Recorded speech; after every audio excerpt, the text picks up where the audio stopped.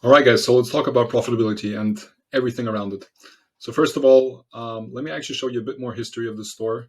Let's just pull up an entire year. Let's just do from May to what was it, end of July here. Great. That's a bit more. That's actually a bit more than a year, and you see that the store is very seasonal.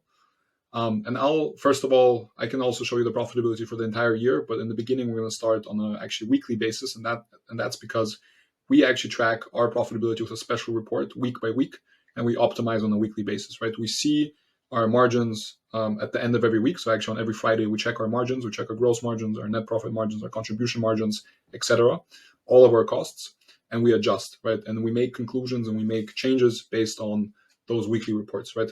So what tool do I use actually for tracking profitability? I use Lifetimely. Again, I'm not affiliated with them, and I'm actually going to talk about the pros and cons of Lifetimely. They are a good app, so we tried quite a few in the beginning. So like, I don't know, if you literally in the Shopify App Store, if you type in profitability, you're going to get a bunch of apps. Exactly. So Lifetimely is the one we use, but again, I'm sure a bunch of you are using maybe some of the other apps. A lot of them obviously are quite similar in terms of they obviously try to accomplish the same goal, and again, different price points and different pros and cons. So let's talk about some. Let's jump into our Lifetimely for one of our stores. So it's loading. And here you can see the profit, like the first dashboard in terms of our profitability, right? And this week we made 83K in sales. Out of that, 30K actually marketing costs, 45 in COGS, and just actually a net profit of 7K, right? So the profit margin here is actually not that high. And you can actually see there's some days where we're actually making a net profit margin. And I think this is the first kind of takeaway that I see is that, first of all, you don't have to be profitable every single day. Obviously, it's the average that matters, right? And we definitely see some days where we're not profitable, but that gets compensated by the days that we are much more profitable. And obviously, in the end, if we're profitable at the end of that time period, that's, of course, a good thing if you're optimizing for that, which most people are. Why I like Lifetimely, and also talking about some of the pros and cons, is, let me move my camera in here a bit. They have integrations that are quite handy, right? So you actually integrate with Google Ads, Facebook Ads, TikTok Ads. Like you can see, we have those integrations. We actually even had Microsoft. We even ran some Bing ads, believe it or not, for like a couple of weeks at some point. So we could integrate even that in case that's something that's relevant for you. But the point is that once you're connected to all those marketing channels, right, the costs get pulled automatically, right? Because you can obviously imagine the challenge is that you spend money on Facebook or on TikTok or whatever, and you don't know exactly what your profit margin is, right? Unless, for example, again, so this is the big topic in terms of looking at cash flows versus kind of on an accrual basis, right? And what Lifetime does really well is that if you spend X dollars on Facebook, right, even if it didn't actually get booked off your credit card, right, because again, Facebook has different limits where you need to spend up to, like, let's say 1K, whatever you've unlocked before it actually deducts it from your bank account, right, from your credit card. Even if it hasn't deducted from your credit card, Lifetimely will just attribute the exact dollar amount you spent that day because they're connected to your Facebook account and they see exactly how much you've spent, even if you haven't actually spent it yet in terms of cash flow. And that's really powerful because that way you can literally by minute track your profitability, right? And like you see just now, it refreshed, as well as it just or maybe not minute by minute, but like definitely on a, I would say, 15-minute basis, you can really track your profitability. And it's actually pretty similar with the other settings. If you play around with the costs and expenses, what it does is it automatically takes the COGS from your product page, right? So in your product page, obviously you have the price, but you also put the COGS, right, in the product page settings. And Lifetimely will take that as your COGS, as your cost of goods sold, if you do not provide any further information. However, in the settings, you can override the COGS that are in your Shopify store with the COGS that you provide directly to Lifetimely. And that way you can, have even more accurate cost of goods and gross margins, right?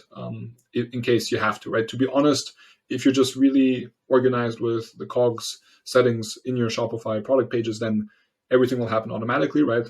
And beyond that, again, you can integrate with other providers also in terms of, again, here ShipStation, but also other logistics providers. If not, then you manually put how much money, for example, you spend in terms of fulfillment or shipping per order on average, and then it factors that in. It also automatically factors in discounts that you make on, that you provide to your customers, any refunds, anything of that nature gets automatic. Everything you can pull directly from Shopify, it pulls directly from Shopify. So actually let's go back to the income statement.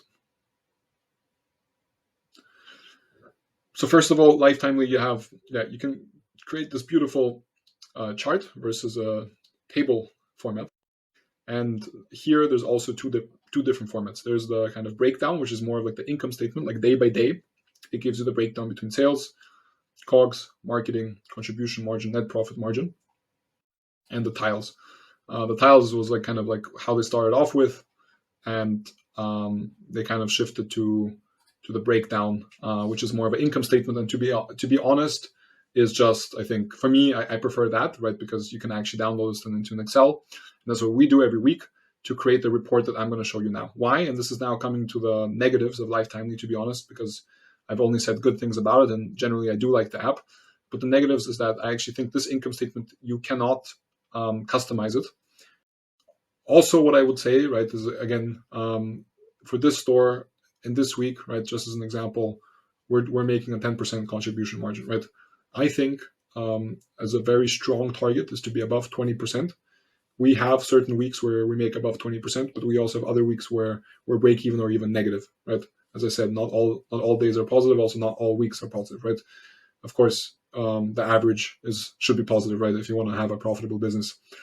But I think from what my experience and seeing a bunch of stores and also our stores, if you're above a 20% consistently, that's actually very, very strong.